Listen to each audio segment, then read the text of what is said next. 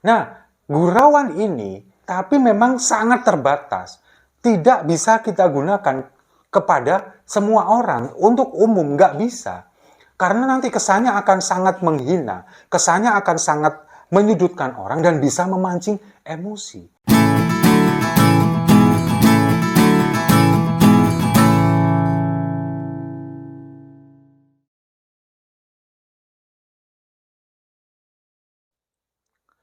Salam damai untuk Indonesia, berjumpa lagi bersama saya, Papa Dimas. Info kali ini datangnya dari dasmu yang memang adalah gurauan, adalah bercandaan, tapi kasar.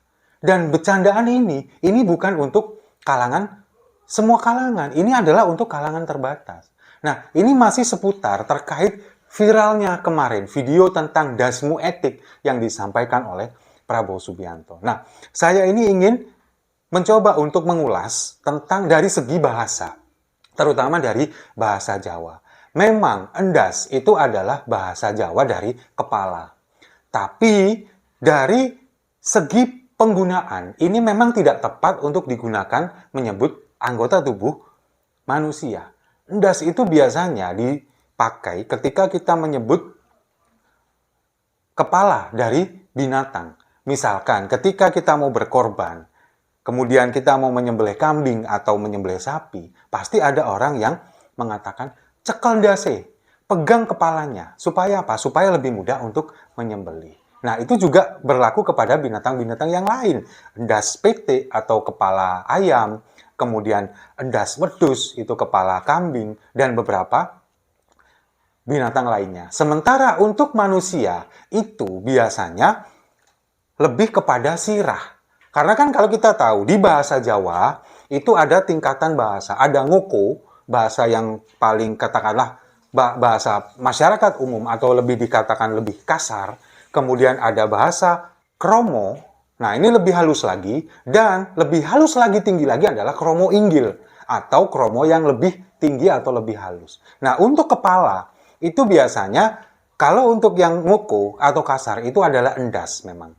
Itu tidak jarang sekali digunakan untuk manusia. Lalu kemudian kalau untuk bahasa kromonya itu adalah sirah. Nah, yang lebih tinggi lagi, kromo inggil, itu adalah mustoko. Itu tatanan bahasa Jawa. Nah, sebetulnya ini fungsinya untuk apa? Penggunaan dari berbagai keadaan atau berbagai kesempatan. Ini sama halnya ketika orang mengatakan bahwa mati. Ketika di bahasa Indonesia ada beberapa tingkatan dari kata mati. Misalkan ada kata mampus atau tewas.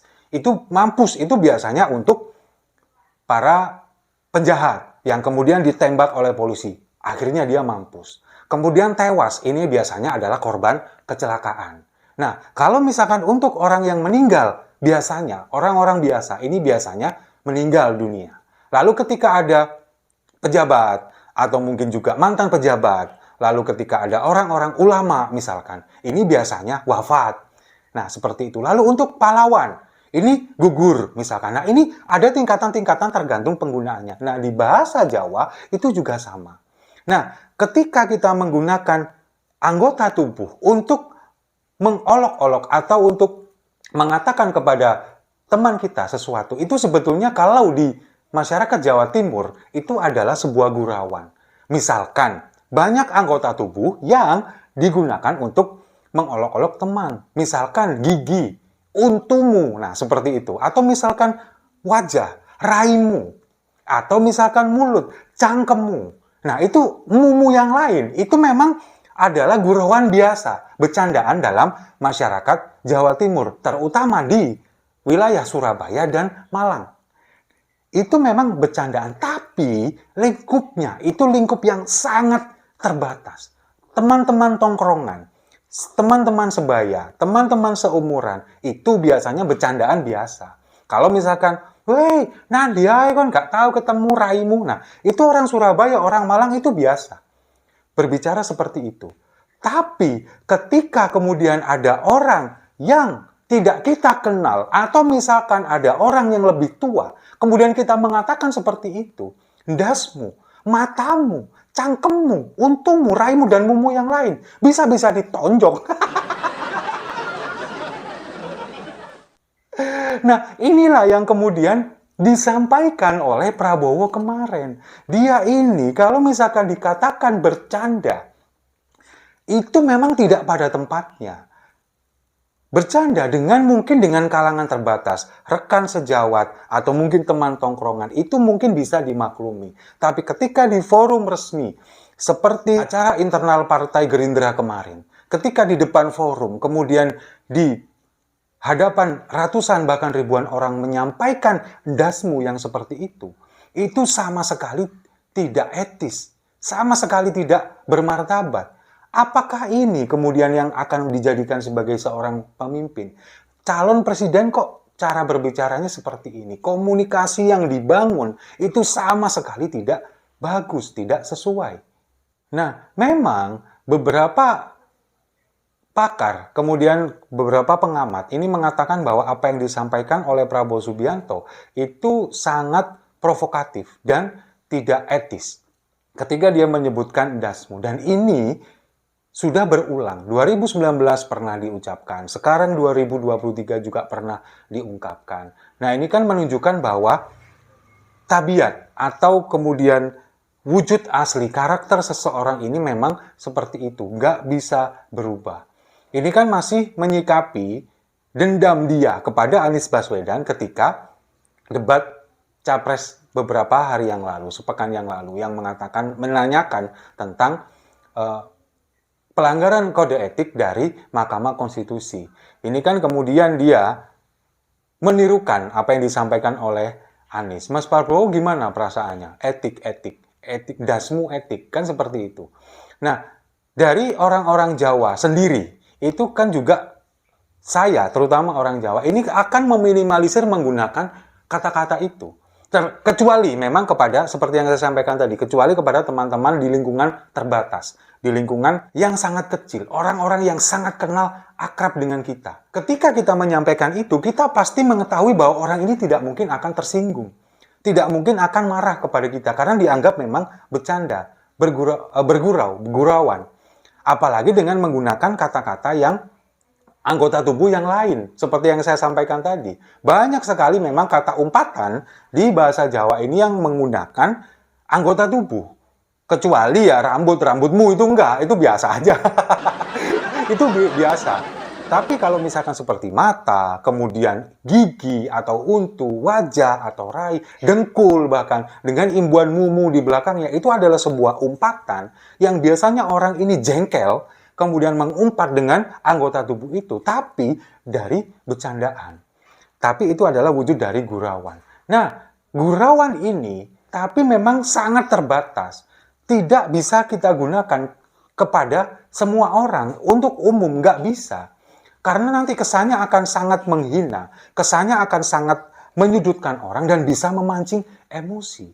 Bahkan ada yang berantem, cuman berantem, hanya gara-gara seperti itu. Ketika ada orang kemudian saling beradu pandang, orang tidak dikenal, lalu kemudian dia mengatakan, "Apa delok-delok matamu?" misalkan, "Apa lihat-lihat matamu?" Ini pasti akan menjadikan konflik. Lalu kemudian berantem. Karena itu apa? Dianggap sebagai sebuah intimidasi. Itu bisa terjadi di masyarakat Jawa Timur. Nah, apalagi ketika sekarang orang di Jawa Tengah sama sekali akan menghindari itu. Karena orang-orang Jawa Tengah ini terkenal memang lebih halus cara bicaranya daripada orang Jawa Timur. Tapi kalau orang Jawa Timur ketika menyampaikan ini, terutama daerah Surabaya dan Malang, itu adalah sebuah hal yang biasa. Nah, sekarang pertanyaannya, kalau misalkan Prabowo menyampaikan di forum internal Partai Gerindra, ini konteksnya dalam hal apa? Sebagai apa? Kalau misalkan memang dia merespon jawaban atau pertanyaan dari kadernya, apakah pantas disampaikan oleh Prabowo, calon presiden, ketua umum partai di hadapan ratusan bahkan ribuan orang? Nah, inilah yang sekarang lagi ditutupi oleh para pendukungnya, oleh juru bicaranya, oleh kacung-kacungnya yang berusaha untuk nyebokin Prabowo. Nah, sekarang yang jadi pertanyaan, orang yang pertama kali merekam dan menyebarkan itu, orangnya kemana? Masih aman kah?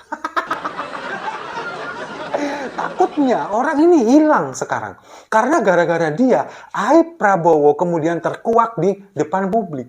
Gara-gara nih orang nih yang merekam nih. Bisa jadi orangnya sekarang dilacak by name by address. Atau kemungkinan juga orangnya sudah hilang. Bisa jadi. Karena gara-gara dia, seluruh internal Partai Gerindra, bahkan Koalisi Indonesia Maju sekarang berusaha untuk menutupi ini semua. Sibuk membantah, sibuk klarifikasi, sibuk nyebokin ke sana kemari. Itu yang terjadi. Karena image yang dibangun selama ini untuk menunjukkan bahwa Prabowo ini adalah orang yang gemoy, kemudian adalah orang yang santun, riang gembira, ternyata gagal total gara-gara ulahnya Prabowo sendiri. Nah, sekarang tinggal kita sebagai masyarakat yang akan menjadi pemilih, masyarakat yang akan memilih calon pemimpin kita. Apakah kita mau memiliki calon pemimpin yang seperti ini? Yang dia ternyata mengklaim bahwa dia akan meneruskan Presiden Jokowi, padahal karakternya jauh berbeda dari Presiden Jokowi. Apakah ini yang akan kita pilih? Tinggal Anda yang menentukan nanti di TPS. Kecuali kalau misalkan Anda memang adalah memuja, tidak peduli apa karakter seperti apa Anda kagum dengan orang ini. Tapi sekarang pertanyaannya, yang dikagumi itu loh apa? Tapi ya itulah. Saat kita kemudian menjadi seorang pemimpin, akan menjadi seorang pemimpin, tata bahasa, kemudian apa yang kita sampaikan, harus ditata benar-benar. Harus dipikir dulu bagaimana cara kita menyampaikan sesuatu. Jangan sampai ini kemudian menjadi blunder dan akhirnya menjerumuskan diri kita sendiri. Setuju ya? Kalau setuju, mari kita minum kopinya sama-sama untuk dasmu yang nggak pantas buat gurauan. Saya rasa itu. Terima kasih sudah menyimak. Jangan lupa like, komen, dan subscribe. Sampai jumpa di video-video saya selanjutnya. Gemoy dasmu!